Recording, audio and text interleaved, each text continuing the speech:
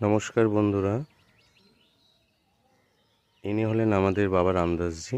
জীবিত সমাধি নিয়েছিলেন। উনি খুব জাগ্রত একজন সাধক। ওনার অনেক কাহিনী হয়তো বলে আমরা শেষ করতে পারবো না, তাও বলার চেষ্টা করলাম।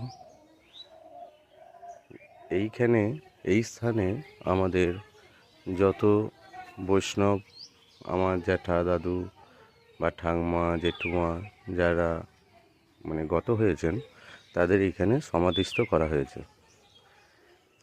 এই স্থানে গুরু পূর্ণিমায় হরিনাম হয় এবং প্রচুর লোকজনের প্রসাদ গ্রহণের আয়োজনও করা হয়। বাবা রামদাসজির আশীর্বাদে এই কাজ সম্পন্ন হয়।